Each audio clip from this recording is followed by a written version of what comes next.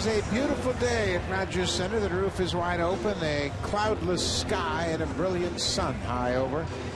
Hi, Mom. Enjoy Italy. I'm at the Jays game. Absolutely. Father and son having a great time at the ball game. It's Junior J Saturday. Always a great atmosphere here at Rogers Center. The atmosphere wasn't so good for Terry Collins' Mets last night. They lost 14-5. Take a look at the lineup. Andres Torres, Mike Baxter, Daniel Murphy. Top three. Lucas Duda was the DH. He's in right field here this afternoon. Last 10 games, he's been swinging a hot bat. But in last night's game, Duda had a tough night. 3 strikeouts and a walk. Ike Davis returns to first base. Justin Turner starts at third in place of David Wright, who's getting a day off. Kirk Nieuwenhuis is the left fielder. Cedeno and Nikias round out the lineup. And Brandon Morrow will take the mound this afternoon for the Blue Jays. Had his 4-game winning streak snapped in his last outing versus Tampa Bay. He also got some bad news in that game when an official score changed an error to a hit, and he was charged instead of 1 earned run. He was charged with 6 earned runs in that game. No hit the Rays through the first 4 innings. Then shoddy fielding led to those 6 runs in 1 inning, but pitched a pretty decent ball game. First pitch of the ball game. There's a fastball strike. Brandon Morrow has turned his fortunes around with his fastball command. No question about it. That has been the key for him this whole season. He can turn to his breaking ball when he needs to, but that fastball, he's got to build off of it. Andres Torres 1 for 2 in the ball game last night. He had 3 walks. He actually went 0 for 2 with 3 walks. There's another fastball. Morrow has 1 complete game shutout. That game against the Angels in Anaheim. And that was a brilliant start. There's that put away slider that Torres lays off of. That start in Los Angeles versus the Angels, he had a great fastball. He could dot that outside corner if he needed to. He was down in the strike zone, and he always had that breaking ball to go to. Great fastball right there that Torres fouls out of play. In that game against the Angels, he threw a total of 102 pitches, never threw more than 17 pitches in any 1 inning. He had a 17-pitch 9th inning to complete that shutout against the Angels. Just 3 hits.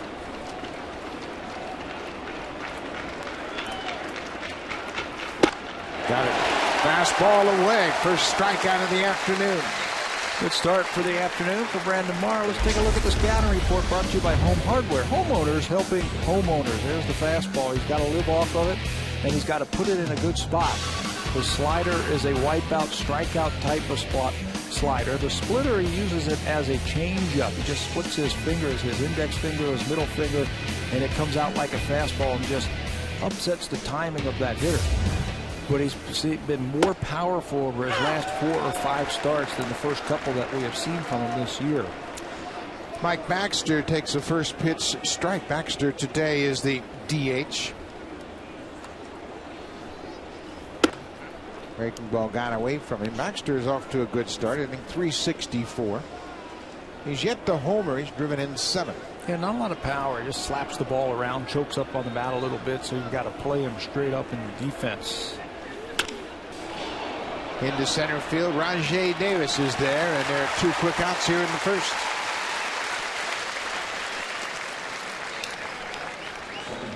Rajay is making his start in center field.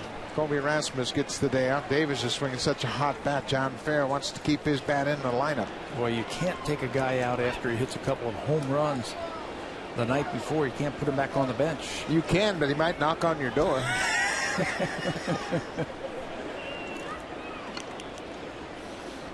Danny Murphy moves into the 3rd spot with David Wright out of the lineup. First pitch swinging. Great start to the ball game. Just 10 pitches for Brandon Morrow as he puts down the Mets in order.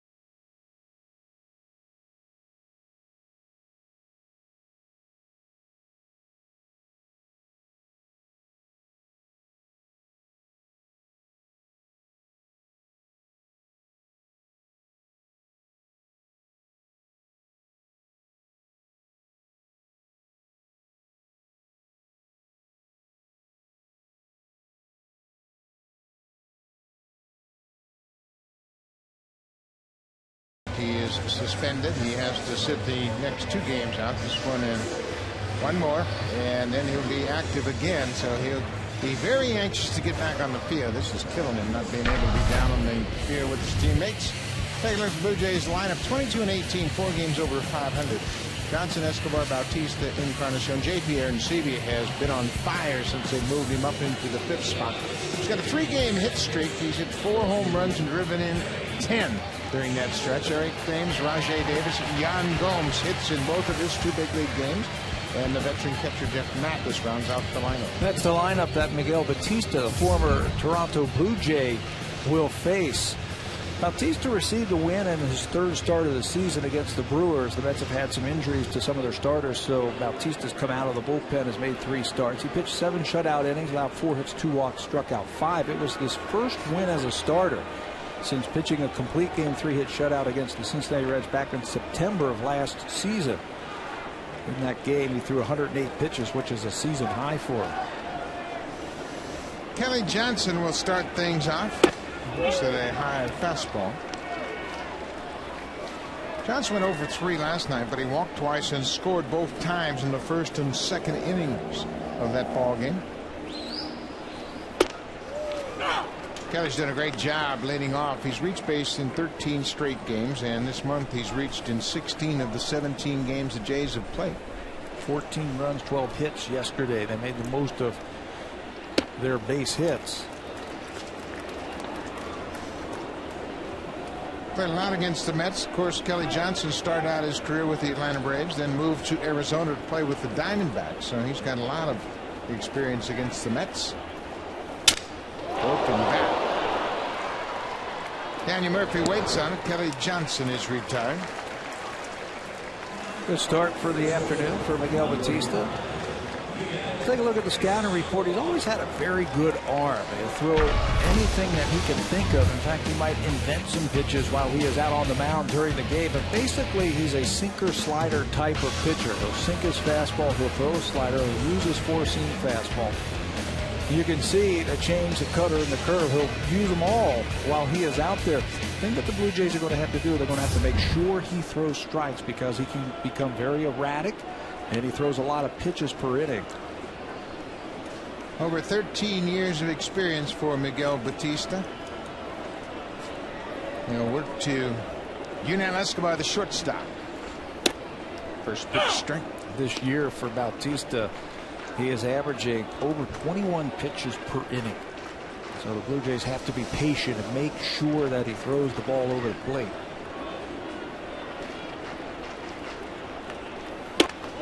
See Bautista working out of the stretch. This is only his 4th start of the season, so he has worked a lot out of the bullpen, so he's more comfortable right now using that set position. We saw that from Yu Darvish when the Texas Rangers were in town.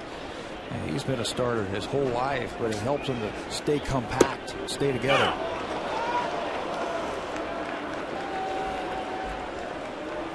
The Mets need some length from Bautista today. Jonathan Neese went 3 innings in last night's game. So the bullpen had some work. And were actually saved by Rob Johnson, the catcher, who had a perfect inning of relief, including a strikeout. Throwing 86, 87 miles an hour, too, so he gets the day off today. Well, he can't play back-to-back games. They're pitching it in. Can't pitch back-to-back games. They needed that. They didn't want to go any deeper into their bullpen. Off-speed pitch, pulled to third. Justin Turner throws out Escobar. Jose Bautista now has 10 home runs, and over the last stretch he has been red hot. Bautista's stroke has really come around. Yeah, it certainly is. Look at that, 333 batting average with an on-base plus slugging of 1.227. And I think Jose is saying, forget about the shift. I'm going back to my old ways. I'm going to get back up on top of the plate. I'm going to try and yank the ball out of the ballpark and do it that way, instead of trying to guide the ball to right field. That's what the defense wants you to do. And he is also a little bit more aggressive early in the count. You can see the 3 infielders on the third base side of second. And that's been pretty consistent with teams that Bautista has faced.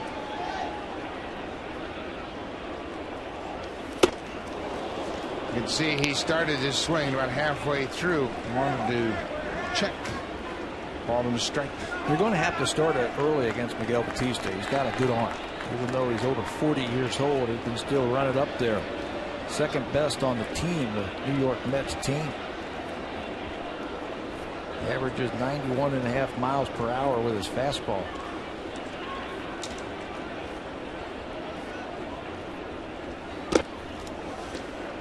I'm not going to be too anxious to challenge the heart of the plate with Bautista. Everybody has seen the way he's swinging the bat of late.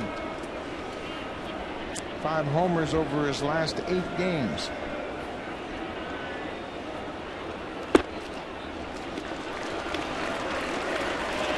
Three and one. This pitch will tell you all you need to know right here about Miguel Batista. Does he want to challenge Jose Bautista in the first inning, or will he just go ahead and throw him a breaking ball, walk him, and take his chances with Encarnacion? From a breaking ball, and it was up and on the corner. Well, if you throw it 3-1, chances are you're going to throw it 3-2.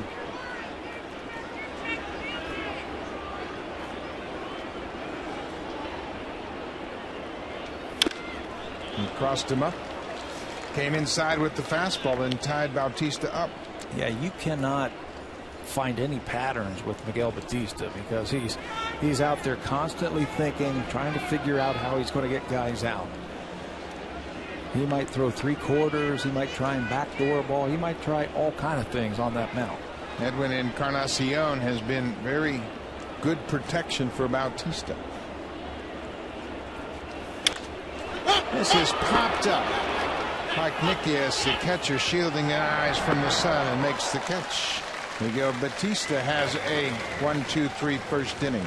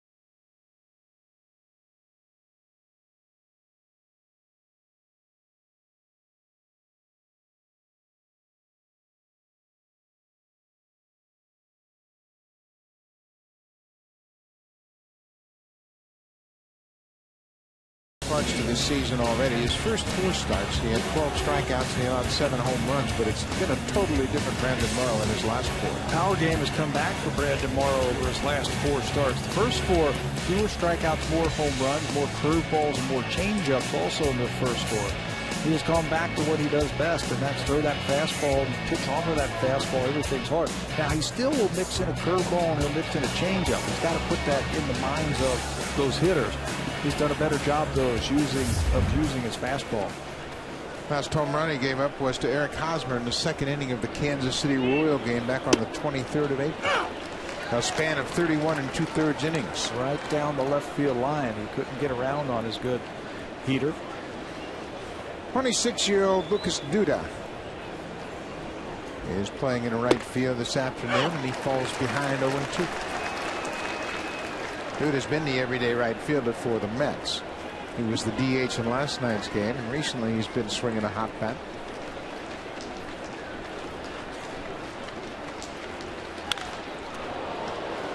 Bautista's got a beat on this one. Duda's retired, one down.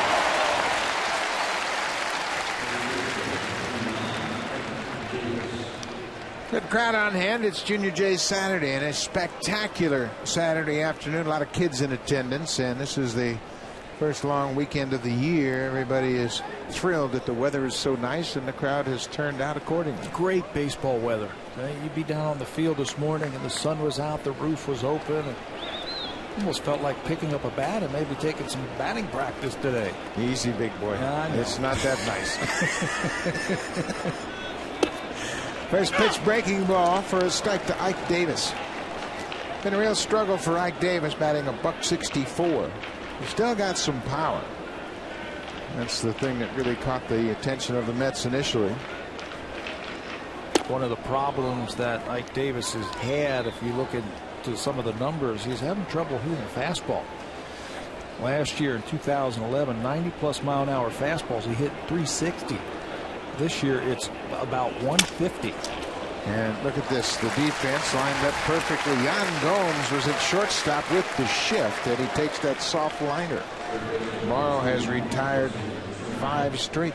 Still couldn't get around on a good fastball. Jammed him, and the defense played perfectly. They play him full. That is the third baseman. Gomes out at shortstop, and it's directly at him. Yan Gomes playing in his third game at third base.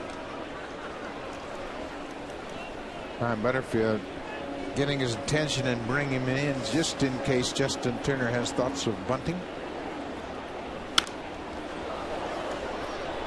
Turner played first base in last night's game. He ended up going 0 for 4. Hit into 2 double plays. Both those double plays came against his former teammate Ricky Romero. They were college teammates at Cal State Fullerton.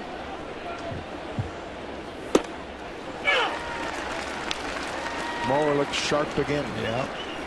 Looks like the Mets were looking for the breaking ball there. Threw him a fastball right down Broadway.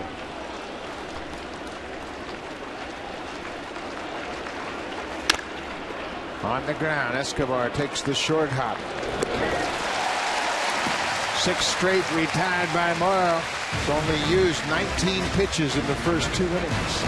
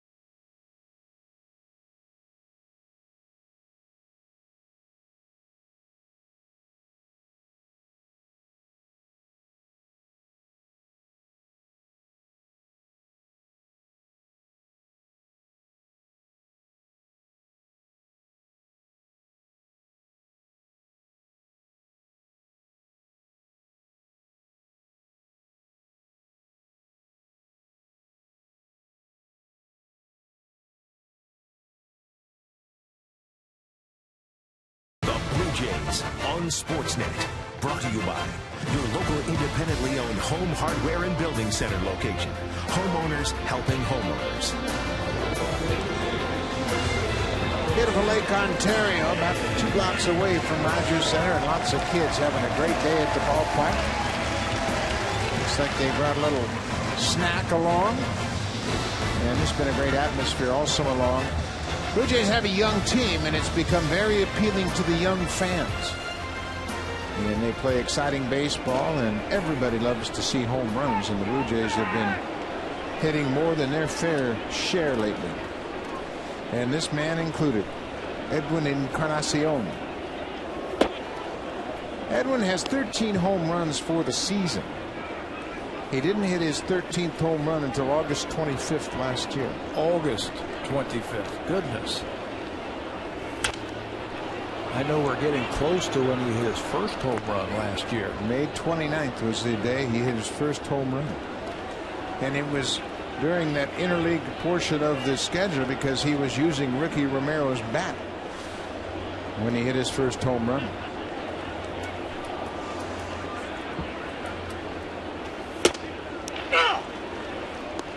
One and two. Miguel Batista will throw the kitchen sink at you. He's the kind of guy that, like you say, Pat, he can invent pitches on the mound. Just recognizes something the hitter's doing and try to counteract it.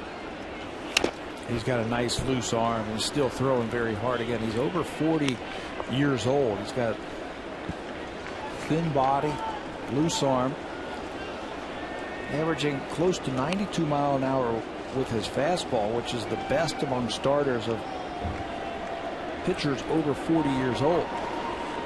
Mariano Rivera, 42, is at 90.5 miles an hour. But he's a reliever and out for the season. Darren Oliver's on that list also, but he only checks in at about 88 miles an hour with his fastball. Bautista signed originally with the Montreal Expos. Fair ball.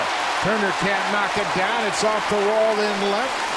Hillenheis throws to second. It's close, but Murphy couldn't come up with the short hop throw. A leadoff double for Encarnacion, his 10th of the season.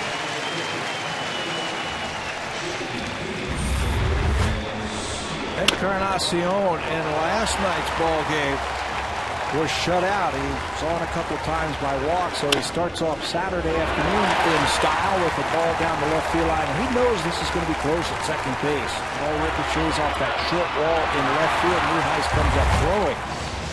And Edwin gets in just under the tag. Well, I tell you what, Edwin Encarnacion has run the bases very well all year long. He has 6 steals.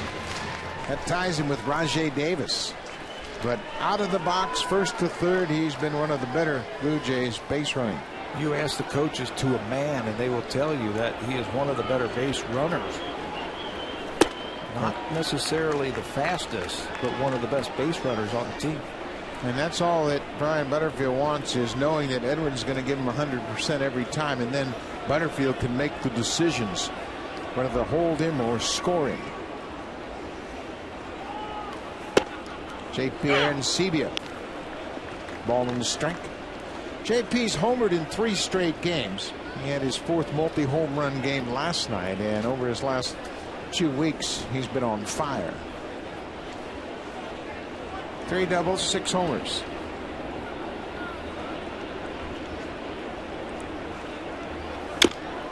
Hits this on the ground, and it'll go into foul territory. At some point this afternoon, this might work out for JP Arencibia. Miguel Batista has got a good arm. We were just talking about how hard he throws, but he's been throwing a few more breaking balls since they had put him into the starting rotation, especially breaking balls early in the count.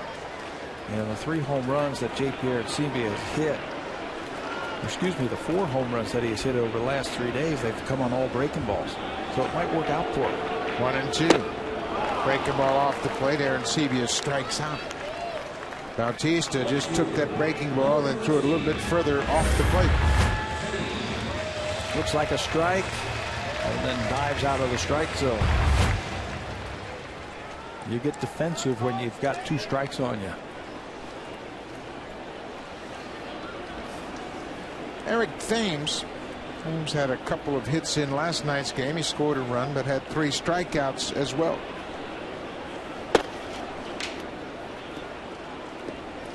This is where Thames really needs to zero in. Bautista's a guy, and we saw it with Arencibia, that he'll make you expand your zone. Just got to show a lot of discipline. Interleague's been good for Thames, 372 average. Pick that run up. Become known as an RBI guy. Got a guy in scoring position. It's a good matchup, I think, for Thames. Hard throwing right-hander. pick him up. 2-0. There's a pitch on the corner.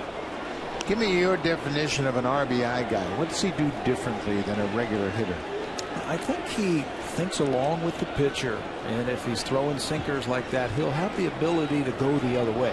He doesn't have that one swing where there's holes in his swing where you can be pitched to with guys on base.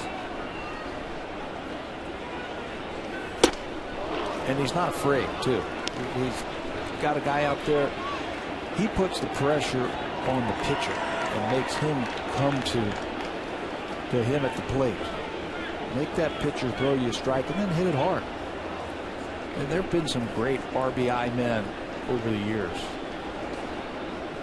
Tony Perez comes to mind. Guys that big run out there, he's going to find a way to get him in. This is popped out of play. Well, that's a great point. Guys that really relish the opportunity. A lot of guys, they like to go hit. They want to go up and hit, but they don't have a plan to counteract what a pitcher's going to do in tough situations. And it comes with experience. I think a lot of guys learn how to hit with runners in scoring position. But younger hitters have a tendency to think, I've got to drive this run in. And that's where you make your mistake right there, when you say you've got to do something. It's not a positive thought. 2-2. You can see the Mets. Mike Nikias, the catcher, was calling for that pitch upstairs. They've got the book on Thames, and that's the one thing Eric has to do. He has to know that there's a bar out there, that he can't chase anything above that bar. And if he does get one of those and he happens to foul it off, what do you think they're going to come right back to?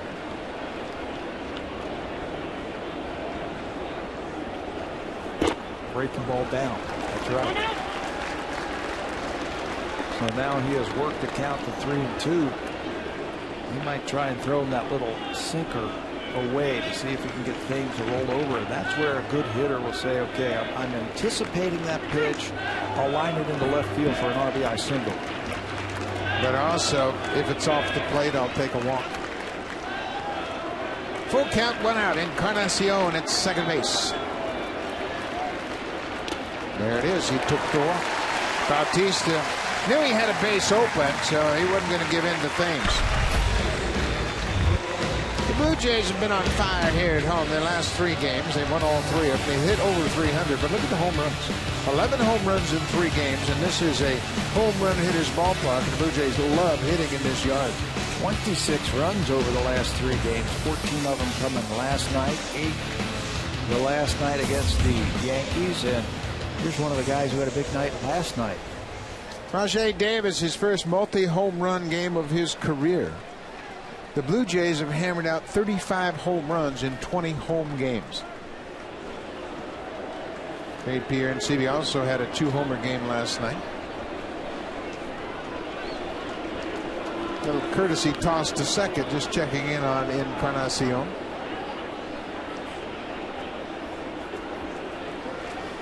Yan Gomes is on deck.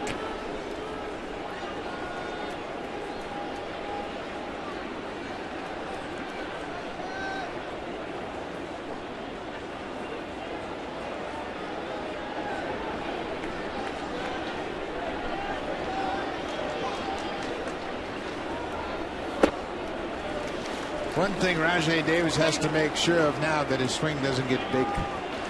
When non-home run hitters hit a couple of home runs, I think they're going to hit one every day.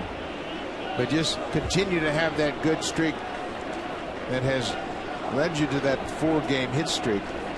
Good line drive approach. And having a big swing means don't get too long. Just stay short to the baseball.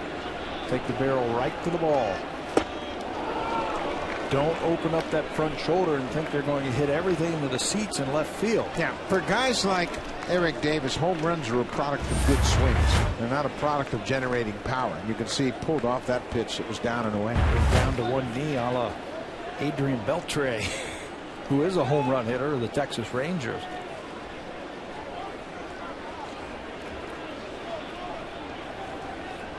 Ball on the strike.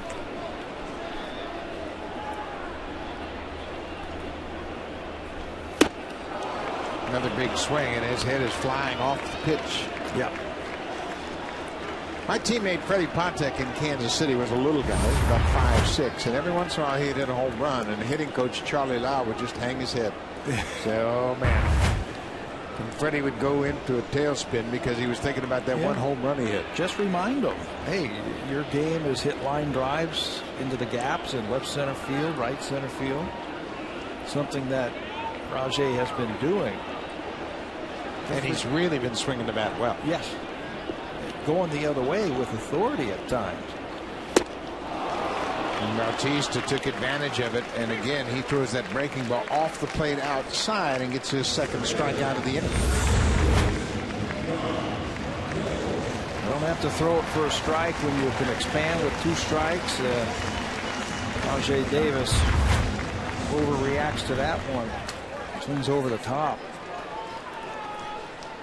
So Yan Gomes will bat with 2 on and 2 outs. Gomes is 3 for 5 in his brief career.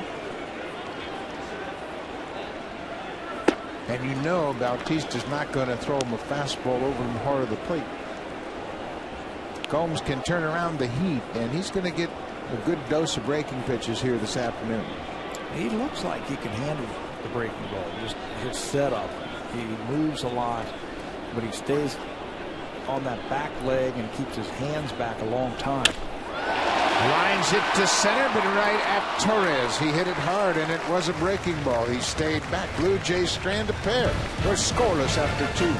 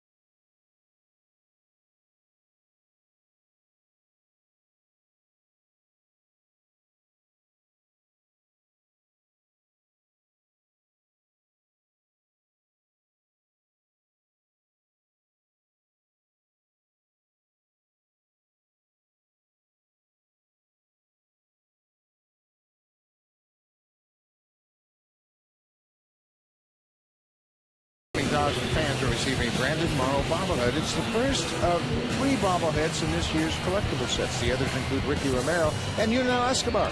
Call the Blue Jays at 416-341-1234. Log on to BlueJays.com or stop by most Rogers Plus locations. Today you get to see the real Brandon Morrow. Tomorrow you'll get the bobblehead doll. So far so good for Morrow. 6 up, 6 down.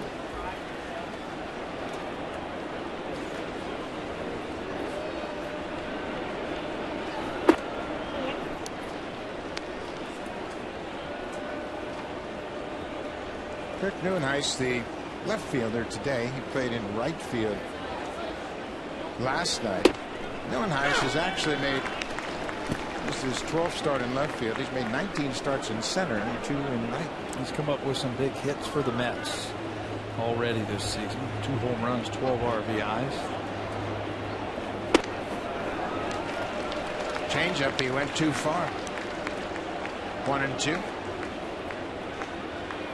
Few of these Mets are struggling right now. Nice, just 2 for his last 18 with 8 punch-outs. Not really a good time to get into interleague play either when you're struggling like that.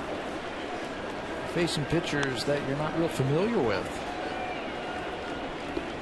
Yeah, it's a real challenge, and there's a lot of cramming going on during interleague play. You cram to find out who you're pitching who you're seeing, what he throws.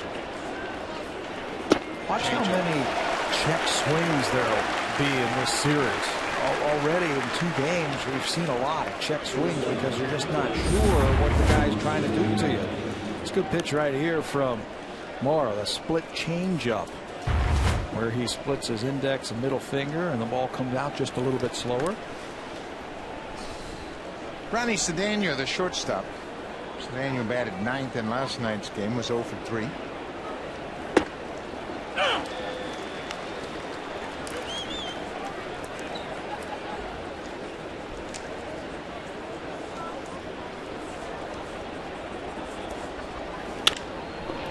There's a base hit into right. Cedeno goes the opposite way and reaches first. Save during the homeowner sale. Only at Home Hardware and Building Center locations. Homeowners helping homeowners.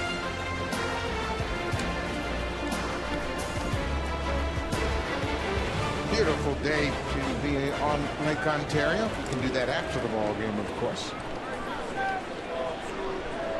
Mark Nickius, the catcher. He's making his 15th start behind the plate. Ronnie Cedeno got the first hit off his former teammates. Morrow and Cedeno were together with the Seattle Mariners. 2009.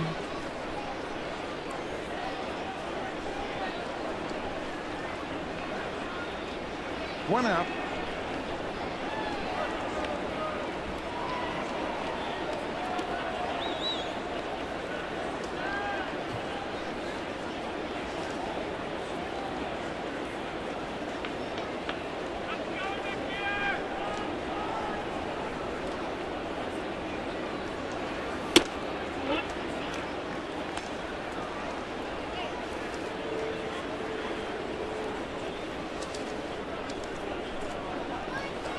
Nickius was born in Vancouver.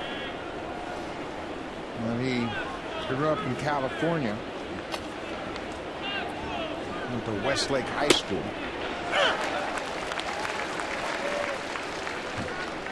In the San Fernando Valley, a lot of great baseball played there, and he was a very good high school player, MVP of his high school in his senior year. Played on some Team USA teams in the Pan Am games. Good hack at that when he fouls it back. He's 29 years old. Spent parts of the last 2 seasons with the Mets. Came up in 2010, played in 5 games. Spent 21 games with the Mets in 2011. They have had some problems with their catchers this year, some injuries to their catchers. So Nickius gets a chance here. He's only had 41 at-bats this season.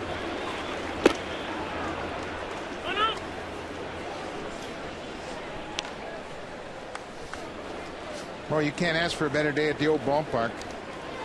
Great sightlines here at Rogers Center, and the Blue Jays are red hot. They've won 3 straight. And they have hit some homers in this ballpark. 2 balls, 2 strikes.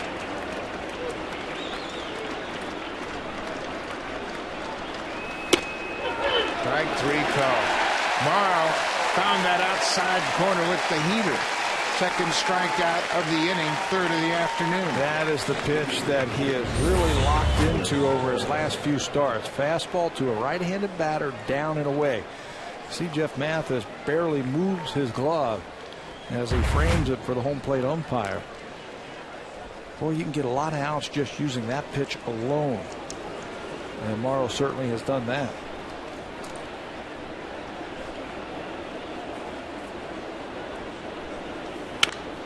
This is popped up. Kelly Johnson fighting the sun in fair territory, stays with it. And Torres is retired and ends the inning. It's scoreless. It'll be 9-1-2 Mathis, Johnson, Escobar when we come back.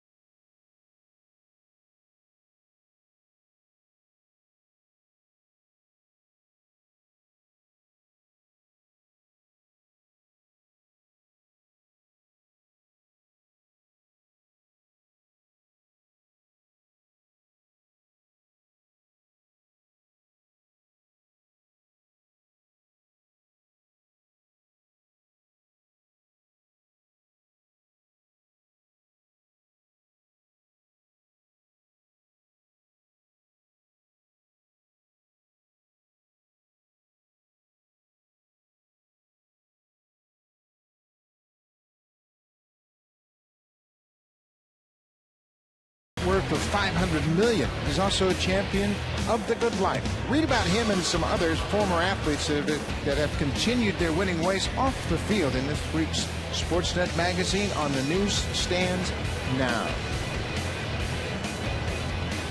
Miguel Batista came out to warm up, and he's going to leave the game. There's a reliever coming out of the bullpen.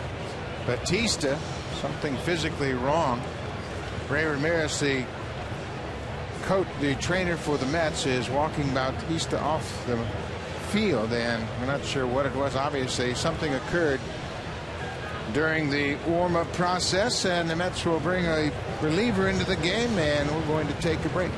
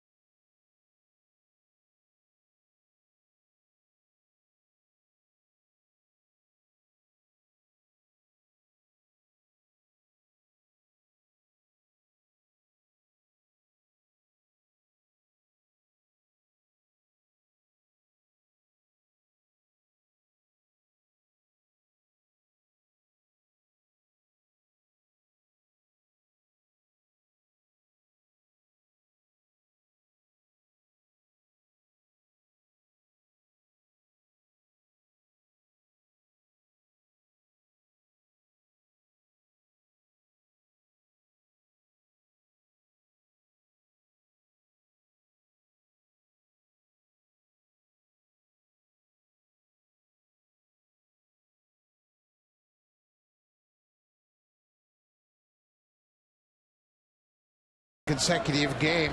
Miguel Batista went out to warm up but had to be removed. It's Jeremy Hefner. Those are his numbers from AAA Buffalo. 3-2 with a good ERA.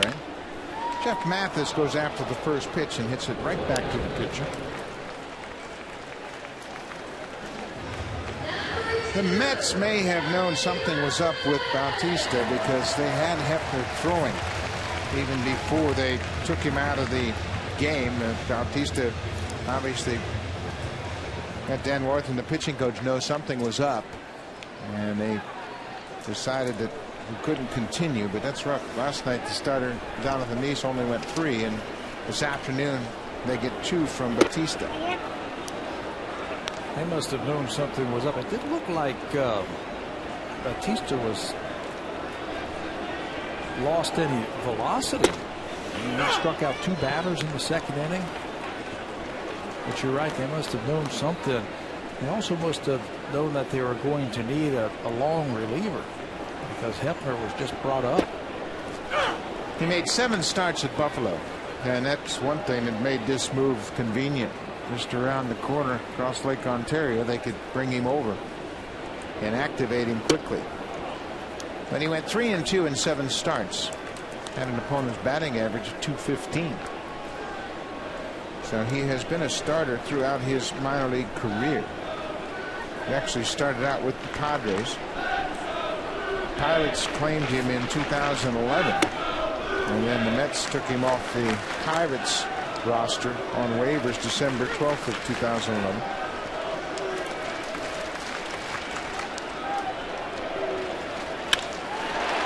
Base hit into right field for Kelly Johnson. A 1-out base hit.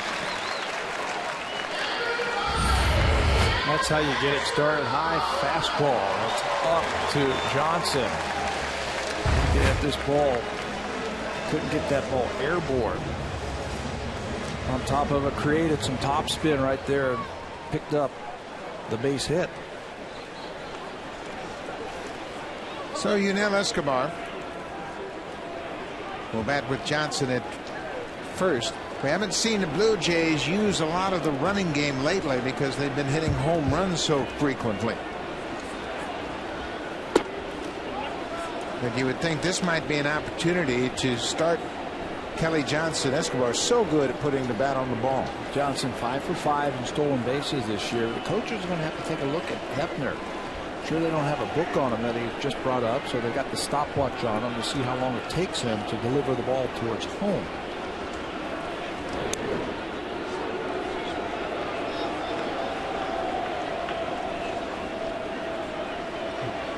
But you can bet there are a lot of eyes on Hefner right now from the Blue Jays coaching staff, just to make sure that they might be able to run on him.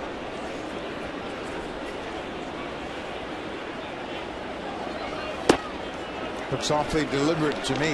Yeah. Look at Torey Lovello, the first base coach. That's why he carries that stopwatch. He is timing how long it takes for him when he starts his movement home, how long it takes for that ball to hit the glove. And then they'll add 2 seconds and figure if it's a good time to try and steal. There he goes. Ball is driven to right. Johnson got all the way to second. He has to hustle back and slides back safely. They put the hit and run on. Escobar hit it in the air, and Duda was able to make the catch. And he got a good jump at first base. He had this one stolen, but he realizes where the ball is to right field. He's got to hustle back. Really no chance for Duda to get him at first base, but it was a heck of a jump by Johnson. Jose Bautista popped out his first time up.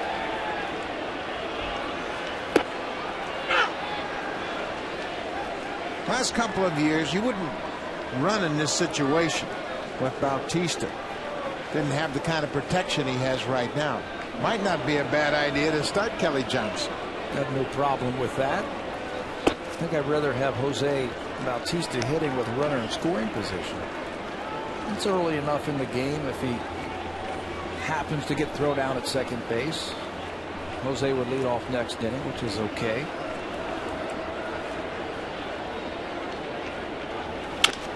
Bouncing ball. The shift is going to lead to the force out. Daniel Murphy wasn't quite sure how many outs there were, but it ends the inning. Still a scoreless ball game here at Rogers Center.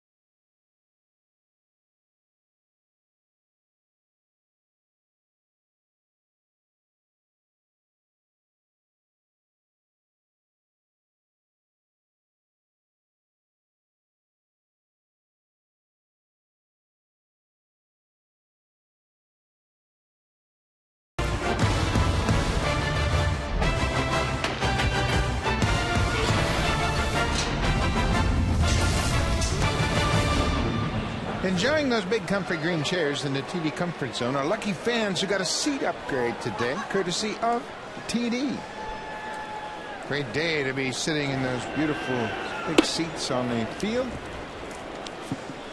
Scoreless ball game. Brandon Morrow has allowed just one hit.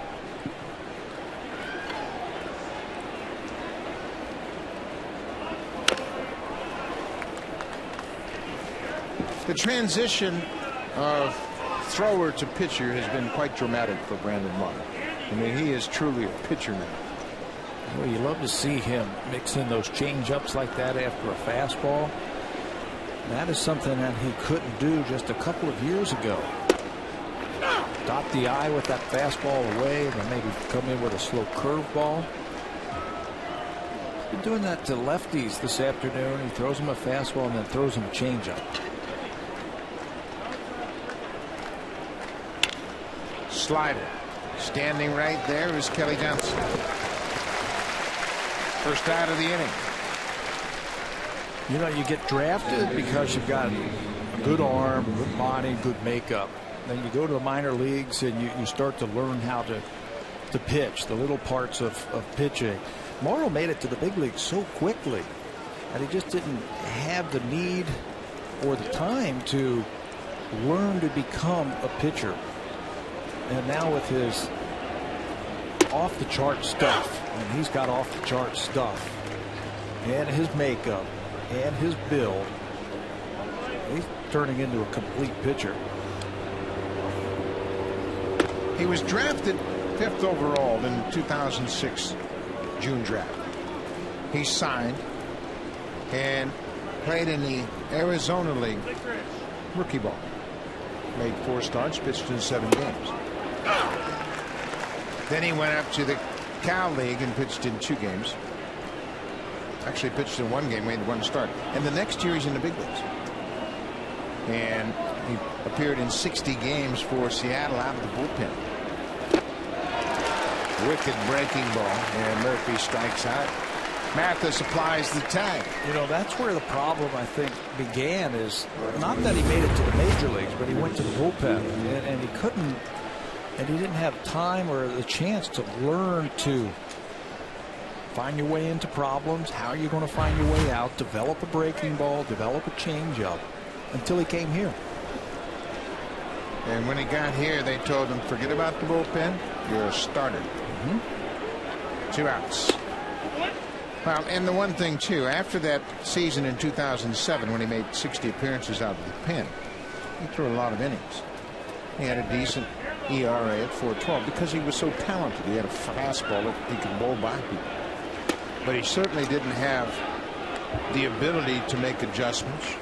I mean, he was a 1-inning guy, and he'd come out and blow heat, just go through the inning. But then they started him 5 times in 2008 and 10 more starts in 2009. But they were really unsure how to use him. And I think that certainly retarded his development. Yeah, I really do. So when he got here, it was almost like they were starting over. They were teaching him how to wind up, learning a little bit about himself. Chris Walton's done a terrific job. I mean, there's so much to building a pitcher. Mechanically, that's the first thing. You address mechanics, and they cleaned up his delivery. And then you got to build the pitcher mentally. Let him know that you don't have to be perfect to beat big league hitters. Rajay Davis makes the catch. Vikas Duda is retired. Another 1-2-3 inning for Brandon Morrow.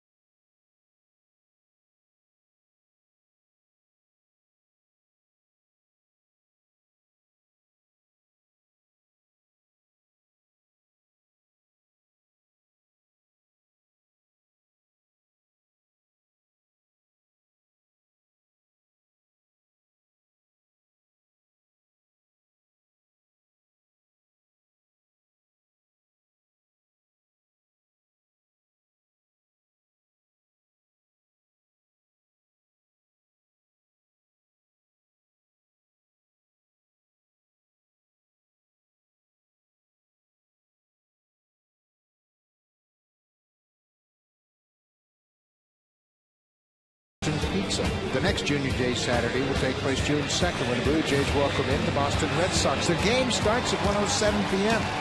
Special kids prize tickets in the 200 and 500 level outfield seats. After every Saturday home game, kids 14 and under can run the bases just like the pros. Call the Blue Jays at 416-341-1234 for tickets. Log on to BlueJays.com or stop by most Rogers Plus locations. Breaking ball missed. It's a ball on the strike to Edwin Encarnacion, leading off the fourth.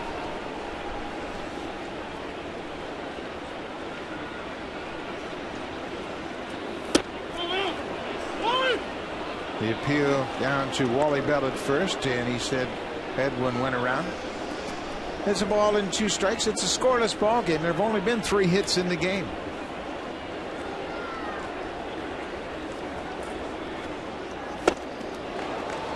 Encarnacion strikes out.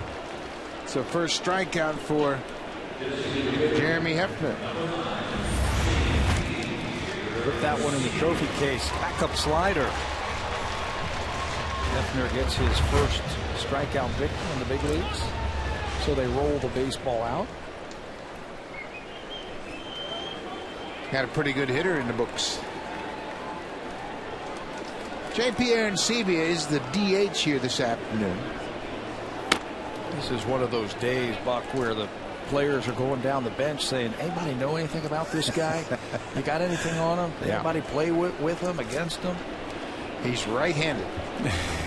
Thanks a lot. Arancibia hits it off the end of the bat. Murphy to his left. 2 down. J.P. Arancibia, we mentioned he got off to a slow start.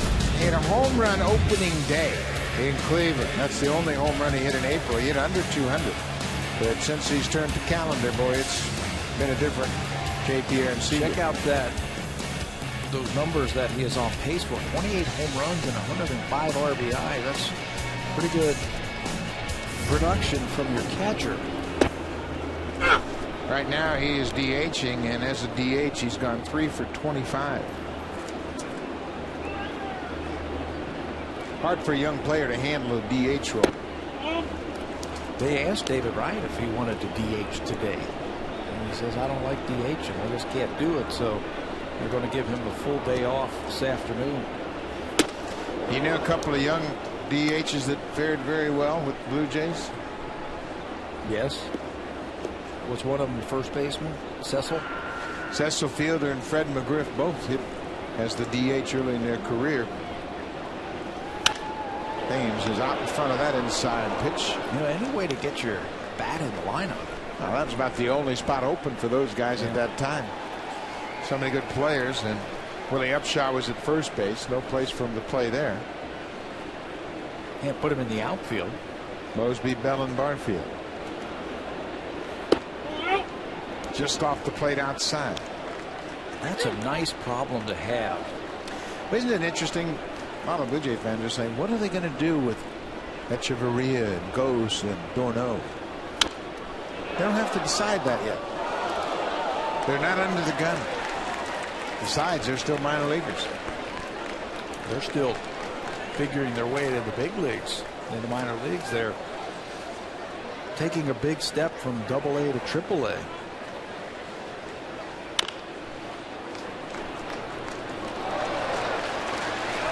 And it is a big step. Nice play by the fan down in those seats. And a nice gesture gives a little fan a great souvenir.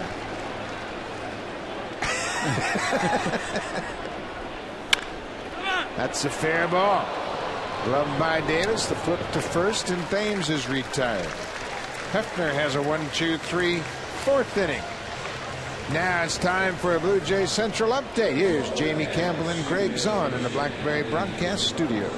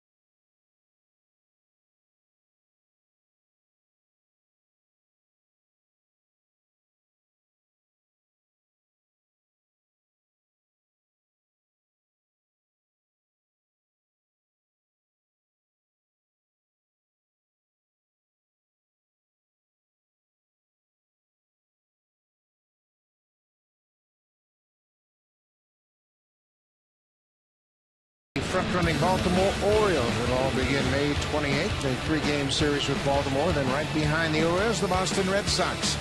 Boston's starting to make a surge as they have put together a little bit of a streak of late. Good pitching has helped Boston. For tickets, call the Blue Jays at 416-341-1234. Log on to BlueJays.com. Or stop by most Rogers Plus locations. Orioles are legit, I think. Good bullpen. Yeah, they're really starting to look like a legitimate ball club in the American League East, and things have turned around. How about the Yankees and the Red Sox, 4th and 5th in the division? That happened a couple of days ago when you looked up after the Blue Jays beat the Yankees 2 in a row. It was the first time since October 1st of 1992 that the Yankees and the Red Sox were 4th and 5th in the division. Things have turned around. That's popped into shallow left field. Ike Davis is retired. First out of the 5th. Let's check in with Jamie Campbell.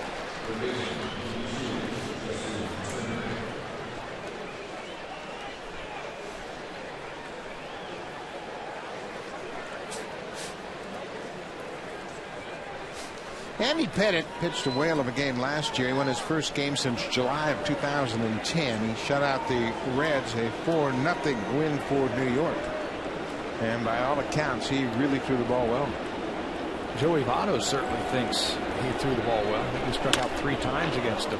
Lined into center. Rajay Davis on the run. Justin Turner's retired. Boy, this is the one thing that has really helped Brandon Morrow is his pitch efficiency. He has a lot of very low pitch count innings. And good defense will help you in that regard.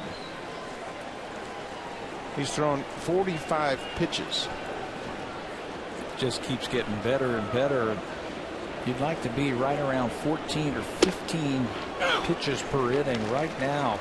Brandon Morrow is second on the team in the starting rotation of the Toronto Blue Jays. Fewest pitches per inning. Only Henderson Alvarez has a better average. Alvarez right at 14 pitches an inning, and Brandon Morrow at 16.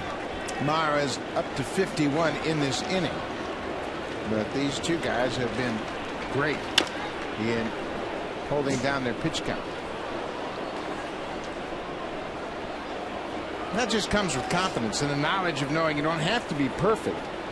If you add and subtract on velocity, locate your pitch as well, big league hitters aren't going to hit you. How about that?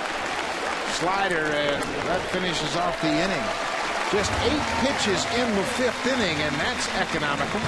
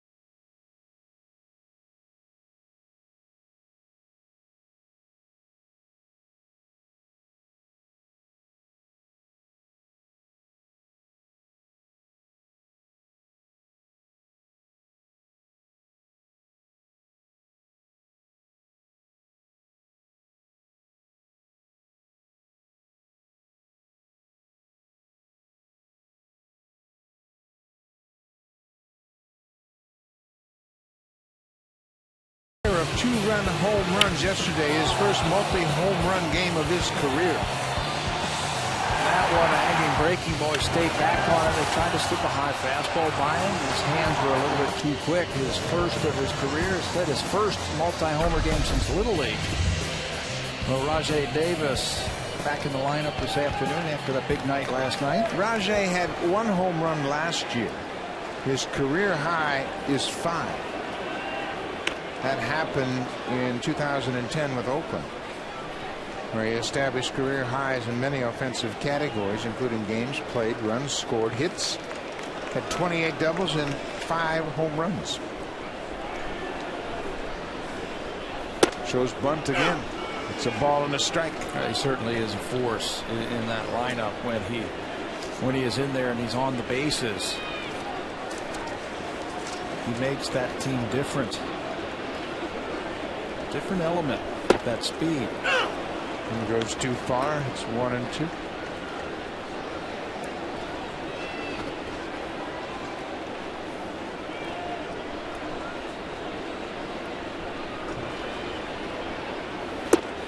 Good slider. Hefner has looked good since entering the game. He came in the game to start the 2nd inning after Miguel Batista had to be removed because of an apparent injury. He's got a late break. He's got it looks like a 2-part to his windup. He starts and hesitates a little bit over that rubber as his arm catches up to him, creating a 2-part sense for that batter, a stop and start. But that slider is a nice breaking slider, and it's late. Yan Gomes lined out to center his first time up. That came against Miguel Batista. That was the last batter that Batista would face here this afternoon.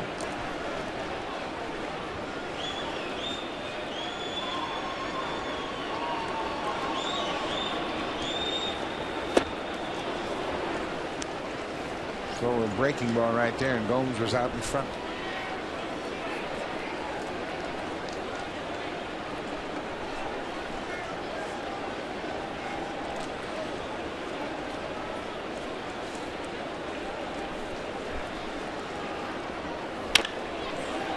Big bouncing ball. Turner swipes at it and gloves it, and Gomes is thrown out. This copyrighted telecast is presented by authority of Rogers Blue Jays Baseball Partnership and may not be reproduced or retransmitted in any form. And the accounts and descriptions of this game may not be disseminated without the express written consent of Rogers Blue Jays Baseball Partnership. Pitchers have the upper hand so far here at Rogers Center. No runs, just 3 hits in the ball game.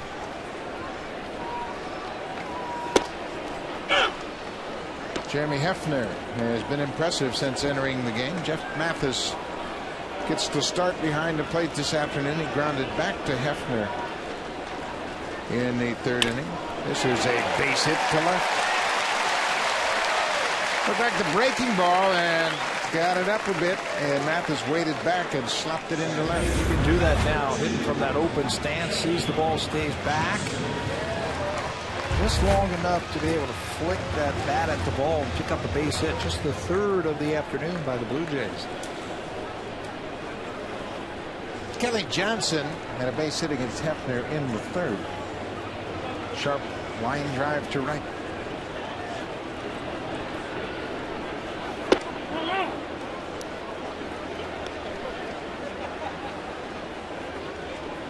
With that single, Kelly Johnson has stretched his streak to 14 straight games reaching base.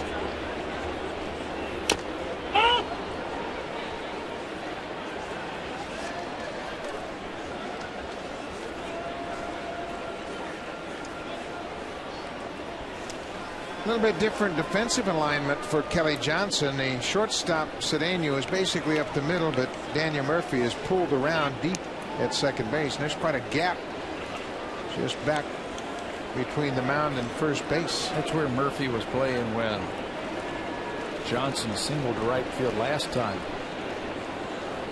No threat to bunt. Very dramatic pull hitter. This is the spray chart for Kelly Johnson right here. A lot of his hits to right field and to center field. 30 of 39. When he goes the other way, he goes with power.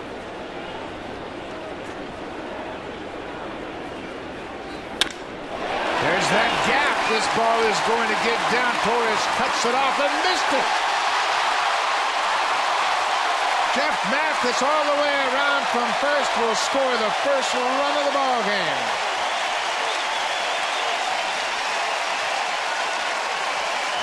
Kelly Johnson delivering his 22nd RBI of the season. Yeah, you couldn't throw it out there any better than Kelly Johnson right there. Right after we went through that spray chart and showed you the big gap in the right center field, Kelly Johnson right on cue rips one up the alley and right through it. Now, Torres is very quick in the outfield, and it looks like he gets over there to try and knock it down and keep it in front of him, but it takes a bounce off the spongy turf and it bounces right over his glove, and that allows Mathis to come all the way around to score the game's first run. Kelly Johnson will be credited with a double and an RBI. He'll take third on the year by the center fielder Torres. Escobar. There's another hit into right. Johnson will come in to score. Escobar will be held at first base. And now Escobar took his eye off the ball, and that cost him. He took his eye off the ball. The ball got away from the infielders and went all the way past the third base foul line. He should be at second base. Yeah, he should have been standing at second base. He took a dramatic turn around first base, a very aggressive turn. And when Duda picked the ball up, threw it back in. The cutoff man thought that there was going to be a play, but then Escobar had given up, and he had stopped, turned, put his head down, went back to first. Watch him. He gives up. He's got his head down. He's not looking. And the ball almost ends up in the dugout of the Blue Jays. Yeah, it was too late by the time Torey Lamello pointed out the ball had gotten away. 2-0 Jays. Watch what happens as the throw comes in. They think there's a play, so the cutoff man lets it go. And Cedeno, the shortstop, didn't understand what was going on there, why he didn't come off to try and cut it off. His throw was off line. Well, that's another great example of why you never turn your back to the field. Escobar made a good turn. Well, once that ball came back cut off, just get back to the bag and keep your eye on the ball. Yeah. You never know where it's going to bounce, and obviously there, he could have been in scoring position for Bautista. Yeah, you slide out, and as you make your way back to first base, just take a quick look. That's what they preach. You always run with your head up. 2 outs, 2 runs in here in the 5th. Bautista out in front of it and pops it into the seats.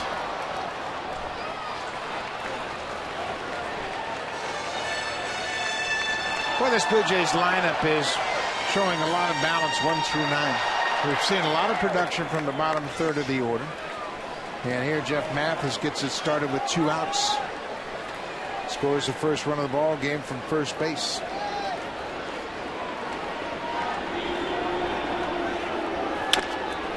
Bouncing ball. Cedeno at short in plenty of time to get Escobar. The inning is over, but the Blue Jays get on the board first. Kelly Johnson an RBI double. Yunel Escobar an RBI single. 2-0 for Brandon Morrow.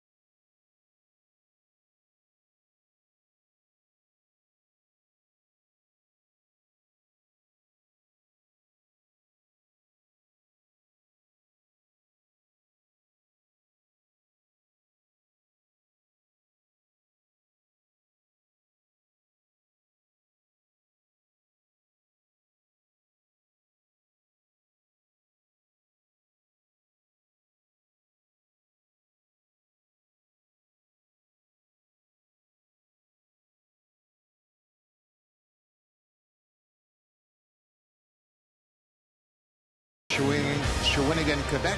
The St. John Sea Dogs will take on the London Knights. Catch all the action, 7 p.m. Eastern, 4 p.m. Pacific, the Memorial Cup on Sportsnet. Last night, Edmonton beat host Shawinigan in the first game of the Memorial Cup. Great hockey action right here on Sportsnet. Brandon Morrow has been staked to a 2-0 lead.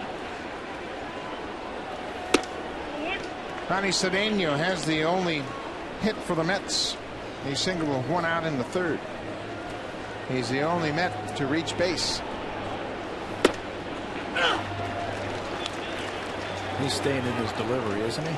Boy, he makes it look easy when he's on, doesn't he? A little bit more of a turn. Helps his timing. And it doesn't look like it's max effort. It's nice and easy. It's a good flow. And the ball comes out of your hand so crisp.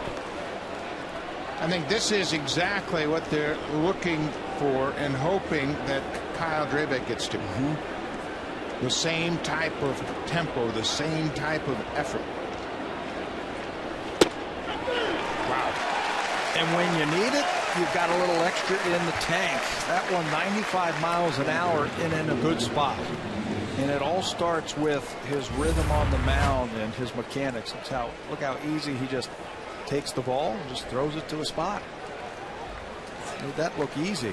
You've hit against guys that are max effort guys, and they're spitting and snorting and coming at you, and you kind of gear up for that. But when you've got an easy rhythm like Morrow, that ball jumps on you. Kyle Drabek's got the same potential. There's a drive to left field. Thames backs up a few steps. Hickius is retired. You know, when you face those guys who are max effort and they're, like you were saying, grunting and trying to throw the ball through the catcher, you know it's just a matter of time before they lose it. They're going to throw tons of pitches an inning. They're going to be all over the place. Pretty soon they're going to throw one right there for you. I'll take location over velocity any day of the week. Any day. Velocity is really neat and it looks good, but you better be able to paint. And then when you have a combination, as Brandon Morrow has, of velocity and location, then you have something special. And you don't have to throw many breaking balls. Just throw one every once in a while and put another thought in a hitter's mind.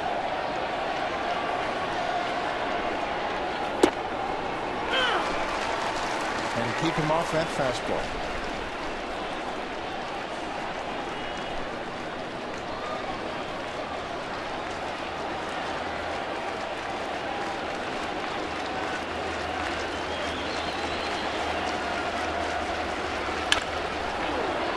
Bautista turned around, got a good jump. What a play. Boy, he read that well off the bat. He knew it was hit hard. Turned his back to the infield, made a running over the shoulder catch. That ends with 6 for Brandon Morrow. Andres Torres hits it on the line, but Bautista does a good job and makes the running catch to end the inning.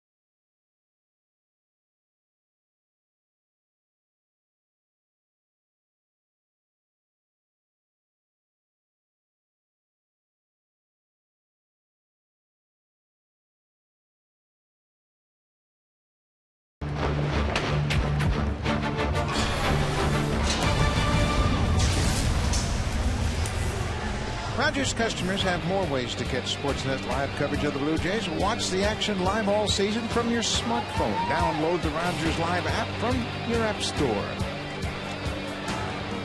Take it with you over this long weekend and enjoy the Blue Jays. Edwin Encarnacion hits it a mile high into center, and the center fielder Andres Torres makes the catch.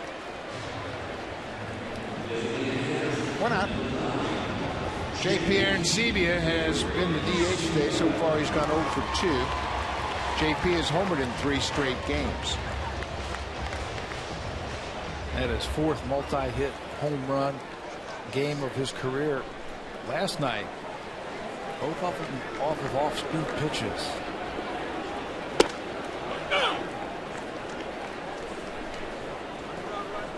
Everybody gets wrapped up in batting average, and especially for a catcher, I don't think it's that big a deal. Sure, you'd like to see everybody hit 300, but I want the catcher to be productive. I want him to drive in runs, and obviously his first priority is handling the pitching staff, but JP's done a good job of driving in runs the last couple of years. 26 RBIs now after this streak that he has been on. And you're right, that's the bellwether, I think, of a catcher. Not what your batting average is. Although his batting average is respectable at 254. Yeah, he'll take 254 any day of the week. Only Carlos Ruiz of the Phillies has more RBIs as a catcher than J.P. Arancibia. That off-speed pitch gets him this time. 2 outs.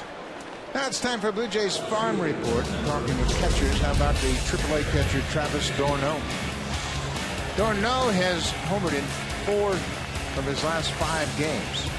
And over his last 3 games, he's hit nearly 600, 7 for 12, 3 home runs. And by all accounts, and we've talked to scouts from all different organizations, they say he's really catching well.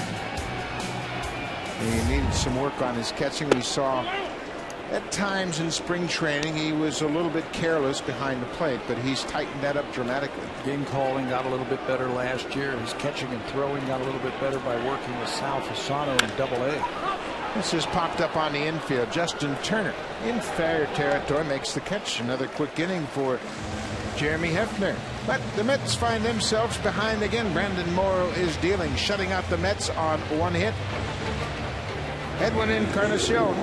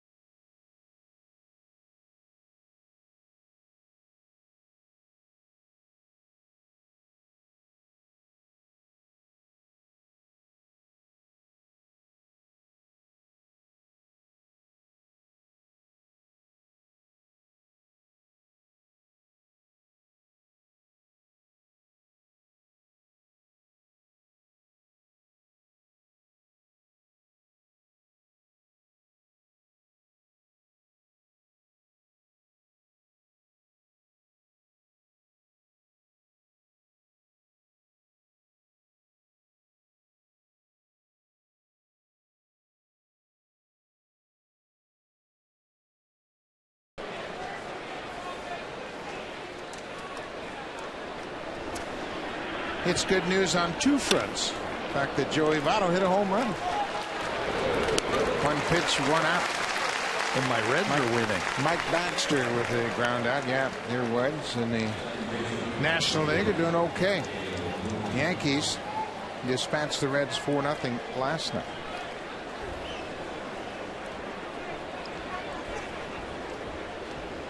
Yankees, they have concerns. Their starting pitching is a big concern. I think so. You can count on CC Sabathia.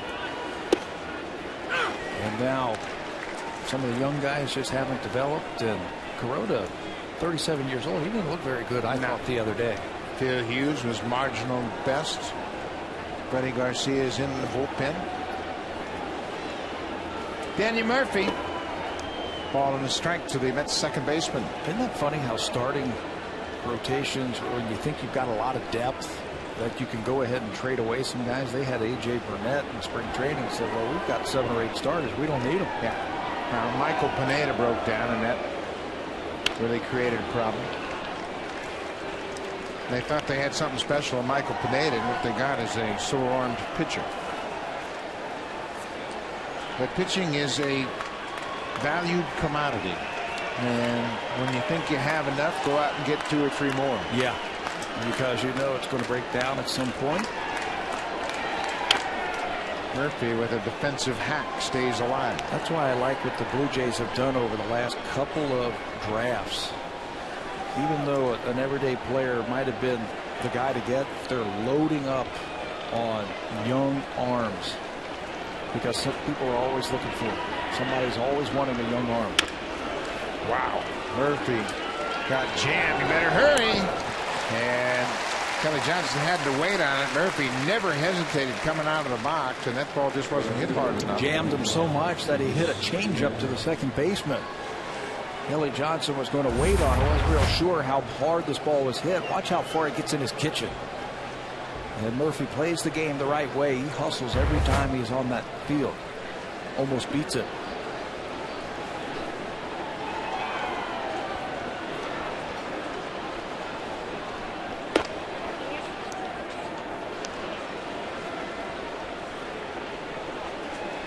Lucas Duda has flied out twice this afternoon.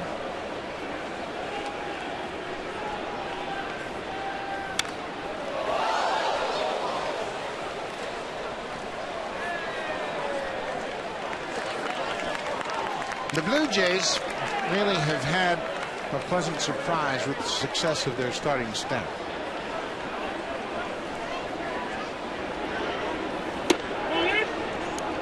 Just missed the inside corner. Everybody anticipated Brandon Morrow and Ricky Romero would develop and progress. Ricky won his 5th game last night. Morrow is pitching for his 5th win this afternoon.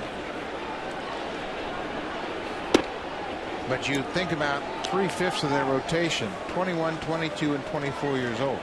That's been the biggest surprise, that they have pitched so well and have held their own. I don't even think that they were counting on them to make the team in spring training this year. I mean, when you really think about it. Well, Brett Cecil was counted on. He had lost so much weight. Thought, okay, well, he's going to bounce back and get closer to where he was 2 years ago when he won 15 games. Dustin McGowan, they were thinking that he was going to win a staff. Jesse Litch took himself out very early in spring training with the problems that he had physically. I think those were the top 3 guys that they were possibly counting on and thinking were going to be in the rotation when the season started, but the young guys have stepped up. Full count, 2 outs. Top of the 7th inning.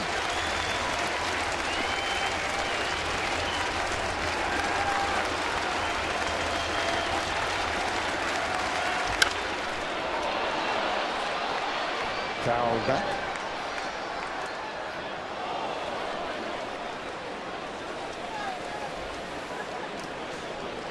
The Mets have had 1 base runner this afternoon. Ronnie Cedeno had a 1-out base hit.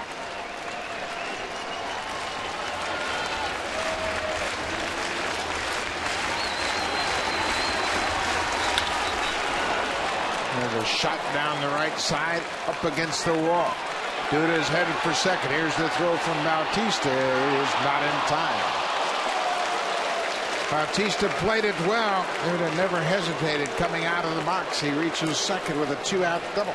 He played it perfectly in right field. He got himself set. He knew exactly where that ball was going to bounce and ricochet off the wall in right field and got himself set. Watch him get around the baseball, plant the right foot, and made this play close at second base.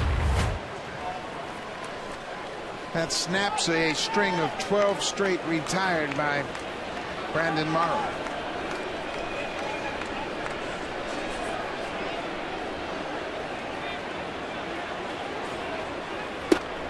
First pitch, breaking ball. Great pitch. Get me over breaking ball. Not many guys are going to swing at that. Now you can put in his head all kind of things. You come right back to that breaking ball. You heat up a little bit. Then you throw him a slider. That's how you do it. Jeff Mathis and Brandon Morrow have been on the same page all afternoon.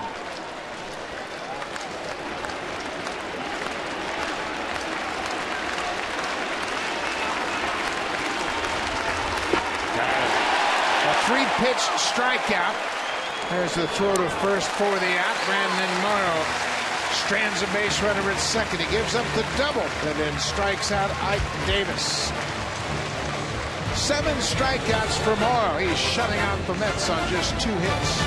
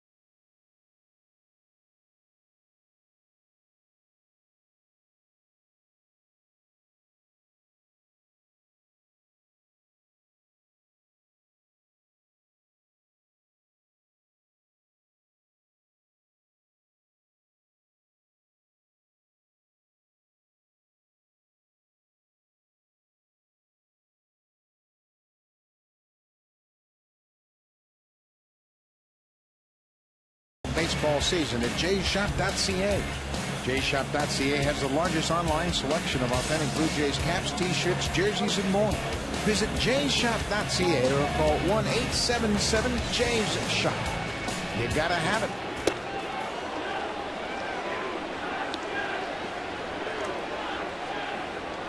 Lots of young fans here on hand. It's Junior Jay's Saturday on a gorgeous Saturday afternoon on the long weekend.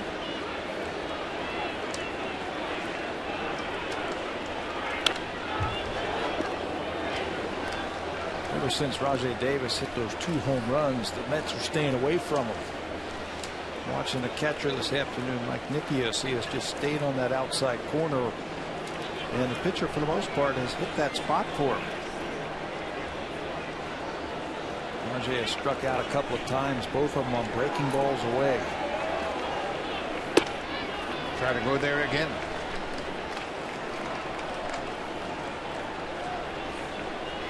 2-0 Blue Jays lead, bottom of the 7th inning. He went too far. Mark Wolchinski, the home plate umpire, calls Davis out. He's now struck out 3 times here this afternoon. Another one of those check swings. When you don't know a guy, you're not real sure what his breaking ball is going to do. Rajai Davis gets out there and just goes too far. First out of the 7th. Yan Gomes is 0 for 2. Boy, hit a ball hard his first time up back in the 2nd inning, lined out to center. The Blue Jays coming into this game have homered in 11 straight. They scored both of their runs in the 5th inning. An RBI double by Kelly Johnson and a single by Yunel Escobar. A lot of people think the Blue Jays are one-dimensional. If they don't hit home runs, they can't win. That's not been the case this year at all. Not like the Yankees, who was just in here when they don't homer. I think they were 0-8 on the season. And Brazil had, obviously, fans are aware that Yan Gomes is Brazilian. He was born in Sao Paulo, Brazil. Still has a lot of family in Brazil. His mom and dad and one uncle have moved to Miami. That's where he resides. But there's an awful lot of Jan's family still in Brazil.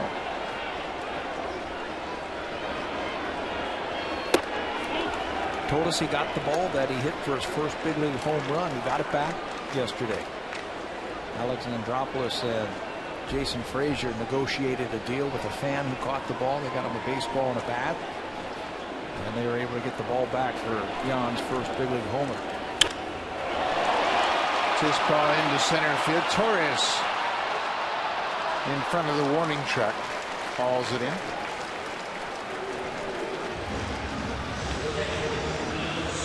Gomes, a pretty good looking young hitter.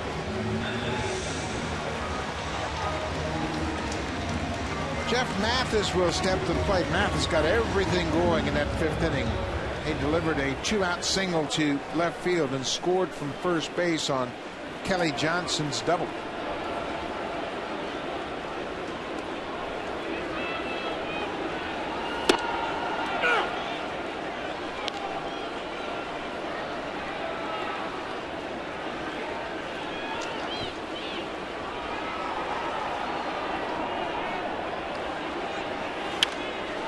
Off the end of the bat, it popped out of play. Hefner's given the Mets exactly what they needed this afternoon. Yeah, he's probably painted himself in the picture for a start. When you look at the way the rotation is beat up, they're still waiting on Chris Young to come off the disabled list. Miguel Batista made his 4th start of the season this afternoon. He's got back problems. That's why he left. So the way that Hefner has pitched, certainly Terry Collins and Dan Worth and the pitching coach are going to sit and talk about it. He finishes this inning, 5 innings this afternoon for him out of the bullpen. Mathis strikes out. That's the 5th strikeout for Hefner. He's been impressive here this afternoon.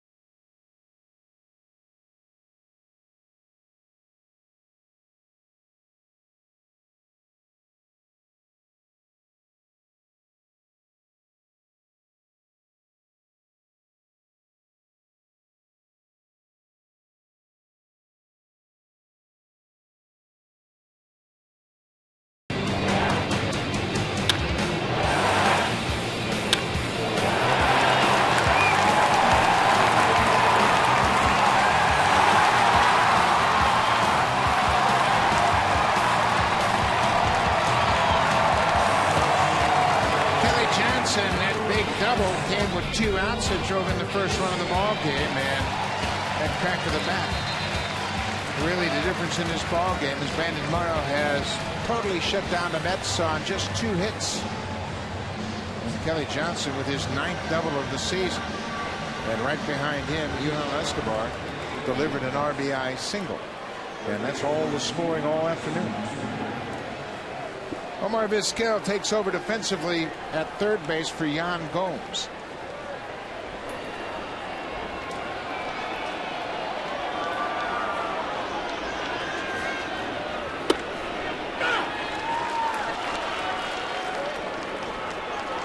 Justin Turner leads things off for the Mets in the 8th.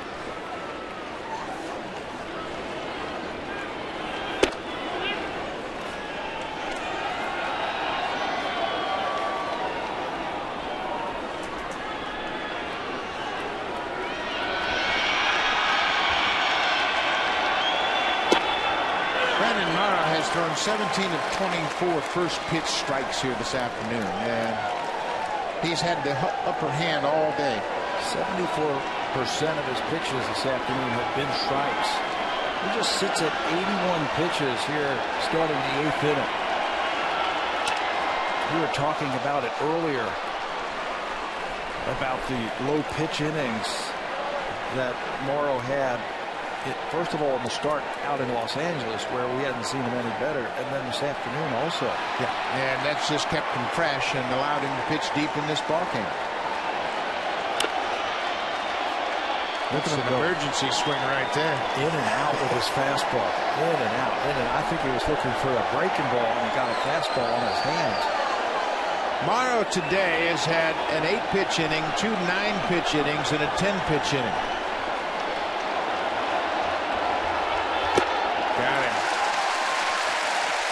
Elevated that fastball for the strikeout. Save during the homeowner sale. Only at Home Hardware and Building Center locations. Homeowners helping homeowners.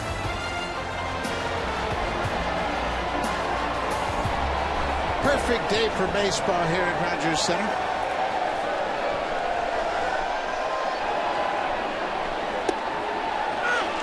He can throw strikes with his eyes closed. That's the quote he gave us in Anaheim after that start against the Angels. He said, I was hitting on my fastball and I was keeping it down and away. Changeup popped in the air. Vizquel, the third baseman, calls for it. Brandon Morrow has 8 strikeouts this afternoon, and he's done a great job of using all of his pitches. He'll get ahead at sometimes with a breaking ball and then finishing off with a fastball. He'll mix it up. He'll use his fastball when he needs to. We saw him last inning dial it up to 95 to pick up a strikeout. He still has that wipeout slider that he can get you with. But right now he's a complete pitcher and he is pitching. And he's not just throwing that ball up there. He is hitting his spots.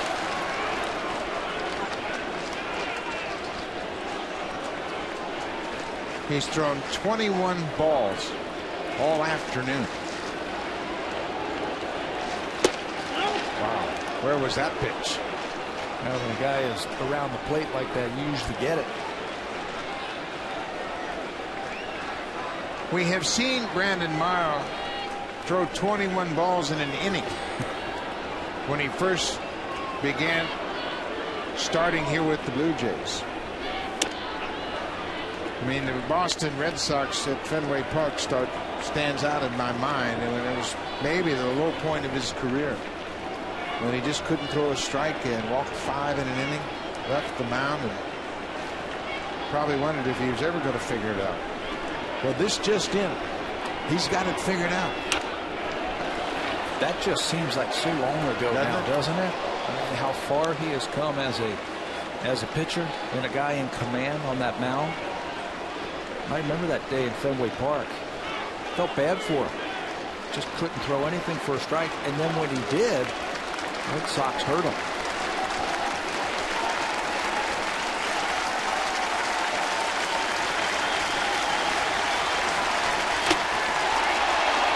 How about the mask of Jeff Mathis?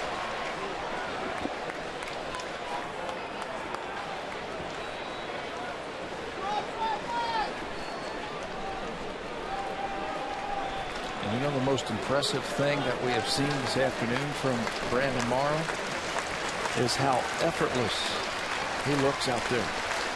He has never once come out of his delivery. Never once have we seen him overthrow.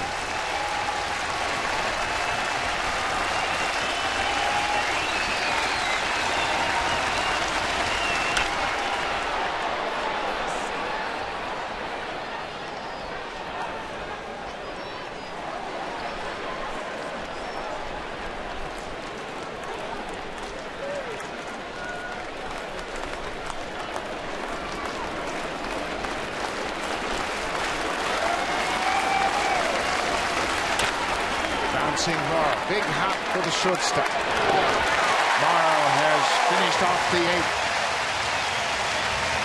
Blue Jays lead 2-0. Now it's time for an update from Blue Jays Central. Here's Jamie Campbell and Greg Zahn from the Blackberry Broadcast Studio.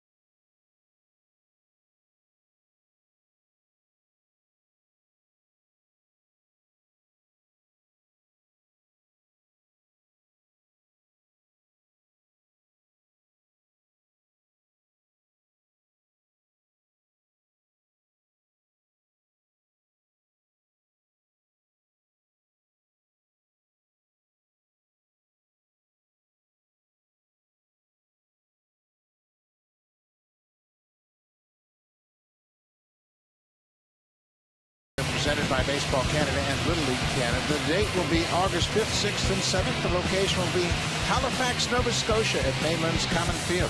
Instructors will include Jose Cruz Jr., Jason Dixon, Sandy Alomar Sr., Jesse Barfield, and Dwayne Ward. Visit BlueJays.com/Baseball Academy. The Toronto Blue Jays are proud supporters of amateur baseball across Canada. New pitcher will be left-hander Tim Burdack. Burdack is one of 2 left-handers down in the pen, and he's done a good job for the Mets. Left-handers hitting a .136 against Burdack. He makes his 23rd appearance of the season. He's been around, used early and often by Terry Collins. Burdack is a very intelligent pitcher. He'll throw his curveball at any time. He'll throw his changeup any times. He'll work the ball in and out. He's got great control. 2-0 with a .327 earned run average. Lefties, righties, they are not hitting him. Look at that whip, 0.82. So he's going to be around the plate. He's going to mix it up well. Kelly Johnson has driven in the go-ahead run here this afternoon. It was a scoreless game into the bottom of the 5th, and he delivered the first run of the game with a 2-out double.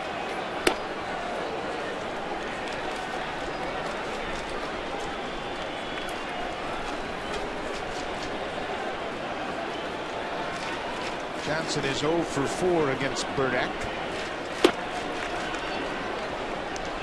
Burdack is one of those left-handers along the lines of Scott Downs. Really handles lefties well. Veteran guy's been around. He works quickly and throws a lot of strikes. And they get better with age. When they first come up, they're swing starters, bullpen guys. You're not real sure. They don't throw very hard, but they know how to pitch. They won't have success as a starter, and then they'll move to the bullpen. They'll become long men, and then they'll become short men. Then they'll be left on left specialists, and then they'll end up pitching 10 more years in the big leagues.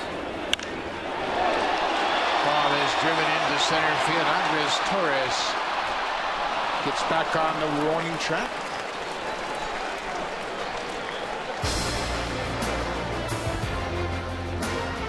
Save during the homeowner sale. Only at Home Hardware and Building Center locations. Homeowners helping homeowners. Terry Collins wanted Burdack just for Kelly Johnson. Burdack gets his guy, and the former Blue Jay John Roush will come in to work to Yunel Escobar.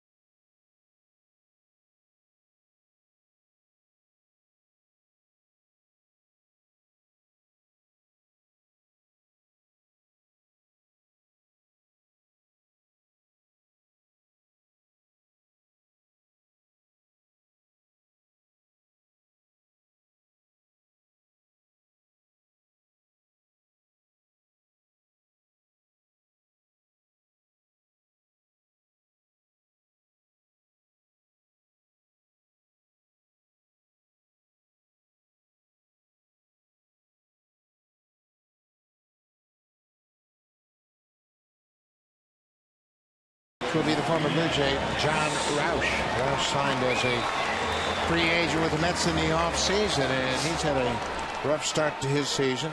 This will be his 20th appearance, and he has a 3-2 record, but you can see left-handers have been a real problem for Roush. Yeah, lefties have been a problem. Righties 176. Roush has got command. He cuts his fastball. He's only had 3 walks in 16 2/3 innings this year. So Terry Collins wants to match him up against the right-handers that the Blue Jays have coming up. 6'11", and he creates a nice downward plane.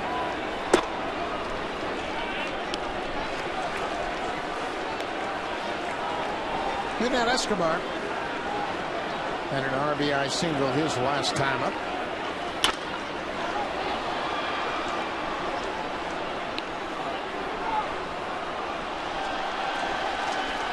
Roush had his season a year ago come to an abrupt end in September because of a torn cartilage of his right knee. Had surgery, missed the rest of the season, and when he signed in December with the Mets. That's a fair ball down the left field line. Escobar with a turn around first. He's headed for second. Here's the throw to second. It's not in time.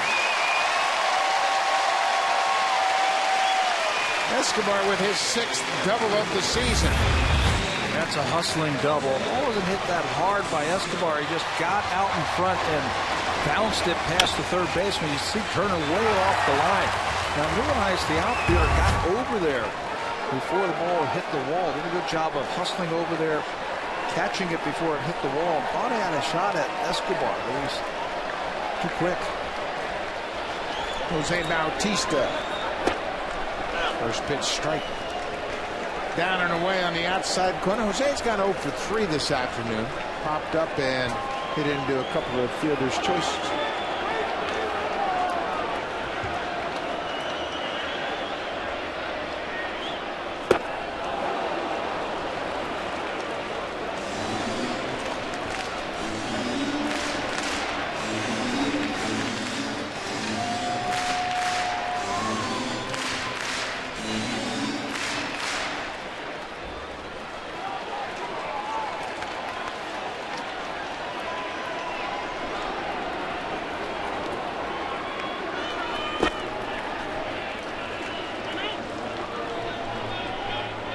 That's what John Roush will do to you right there. He'll just keep inching that ball outside a little bit further.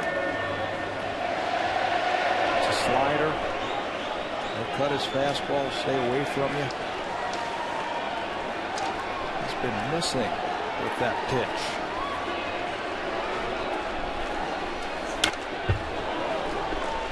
.94 is fouled back to the screen.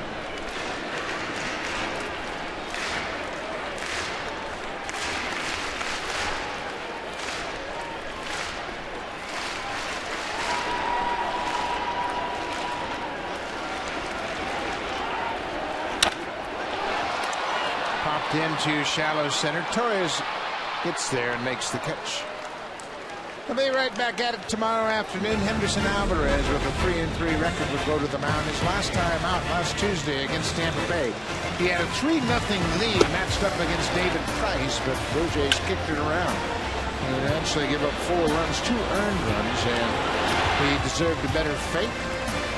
It'll all be right here on Sportsnet. It begins at 12:30 p.m. Eastern Time. That is the pregame show with Jamie Campbell and Greg Song. That's 9:30 a.m. Pacific Time.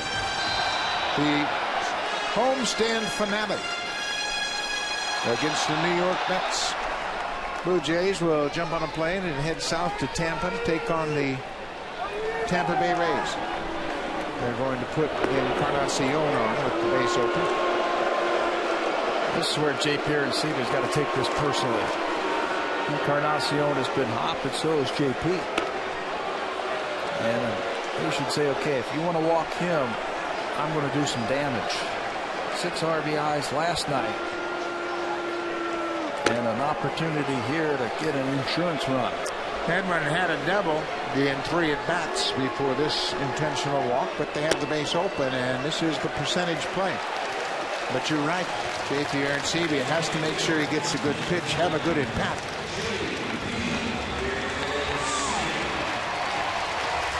Well, he should know what John Roush wants to do to him. He caught him all season. Last year he had a game-winning base hit off Kevin Gregg, whom he caught the previous season, so he has fared well against pitchers that he has caught in the past. He had an at-bat in last night's game where he drove the ball right back through the middle, a 2-run single. And I think that's what Roush is going to try and do to him right there, is keep the ball away from him, see if Arancibia swings that ball off the plate. There's a lot of room in right center for Arancibia.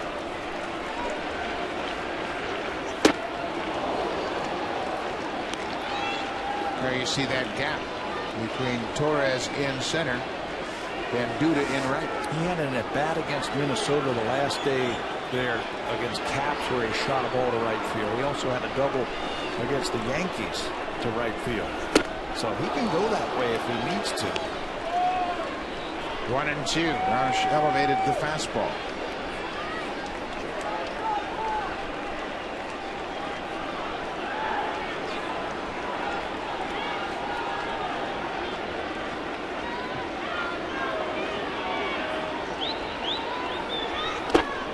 Laid off that breaking ball. 2 balls, 2 strikes. Blue Jays have a 2-0 lead. We are in the bottom of the 8th.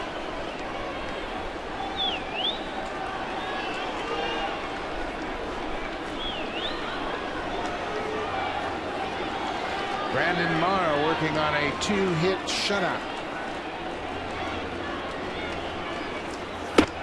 High fastball there, and Arancibia strikes out. We will go to the 9th. Blue Jays are up 2-0. Brandon Morrow has completely shut down the Mets here this afternoon.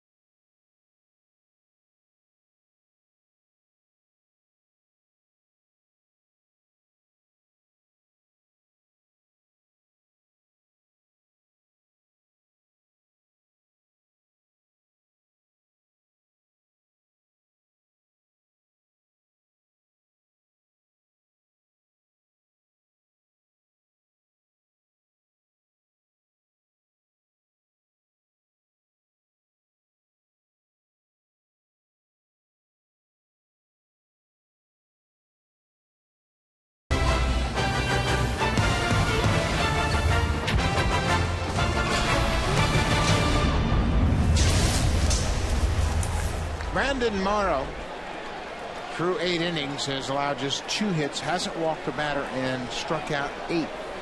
Just 93 pitches for Brandon Morrow.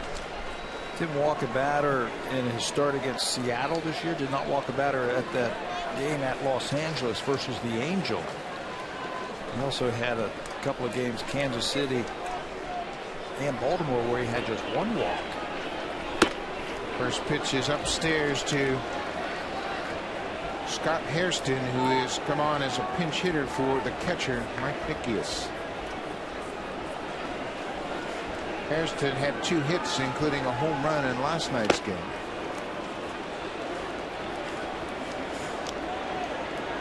Hairston went 2 for 3, a double and a 3-run homer in last night's game.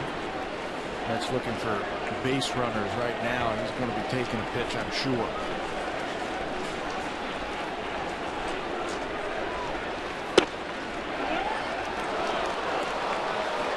Three and 0.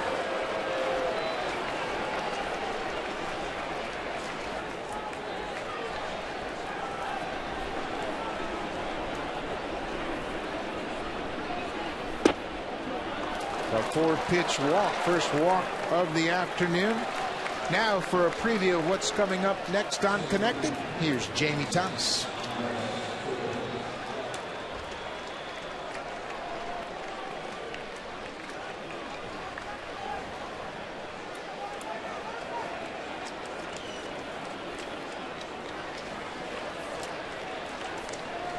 Top of the order, Andres Torres, the center fielder.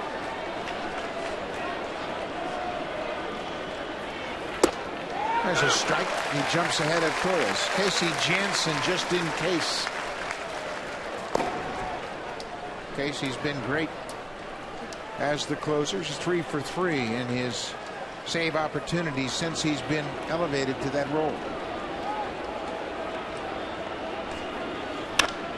Popped in the air into shallow right field. Bautista coming in. 1 down. We mentioned Morrow and how far he has come as a starter, and we talked about his start in Boston. It occurred on May 10th, 2010. He was working with Bruce Walton. They totally revamped his delivery. He went an inning and 2/3 through 67 pitches, walked 6, gave up 6 earned runs. In that game, he threw 35 balls in 67 pitches, and it was a low point in his career for sure. And he built up. He went to work.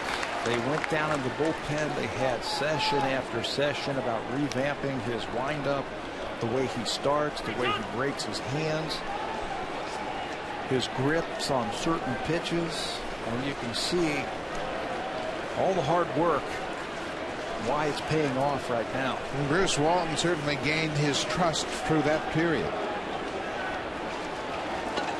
0-1, 1 out. Today he's thrown 28 balls in 8 1/3. 35 in an inning and 2/3 2 years ago. And even that in hopefully 9 innings this afternoon. That's a base hit down the right field line.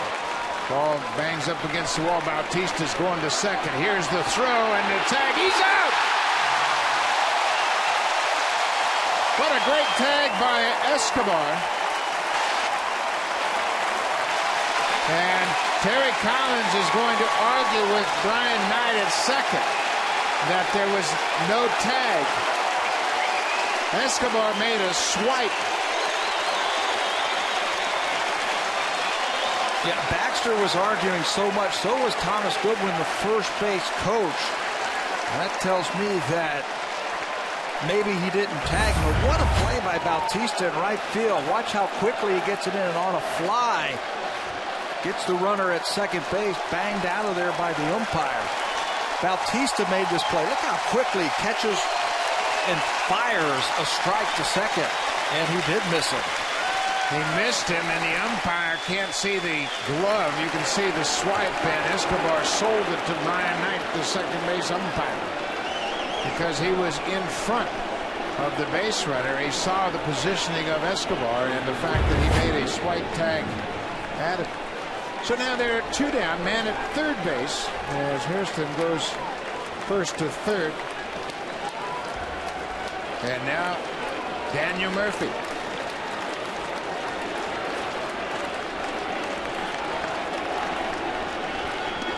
Changeup blocked by Mets. Yeah, the run at third base doesn't mean anything. Infield plays back. The guy they want is standing at the plate right here.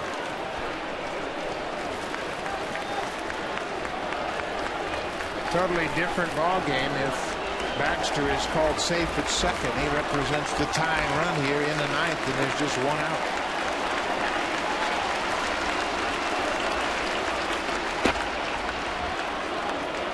Two and 0.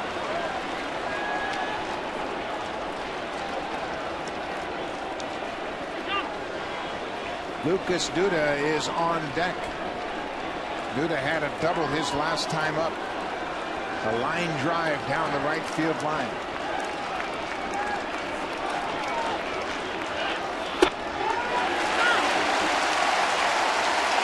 This is where Brandon Morrow's been able to reach back for a little something extra. That fastball 95.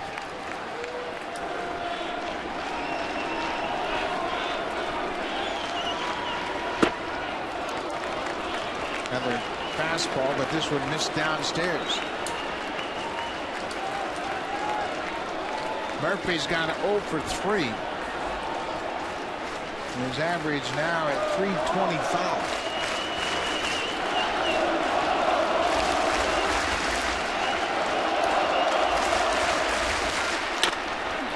Line to the shortstop, and that'll do it. Brandon Morrow with his second 3-hit shutout of the season. He strikes out 8 and leaves a base runner at third. Command all afternoon. He was free and easy with his mechanics. The ball was firing out of his hands. And it was all about fastball command, I think, this afternoon with Morrow. He was placing that ball and worked really well with Jeff Mathis, the catcher, this afternoon. And this one is almost as good as the one that we saw out in Los Angeles when he faced the Angels. He threw 102 pitches against the Angels, 107 here today. Total dominance for Brandon Morrow. Stay tuned for Connected. Here's Jamie Thomas.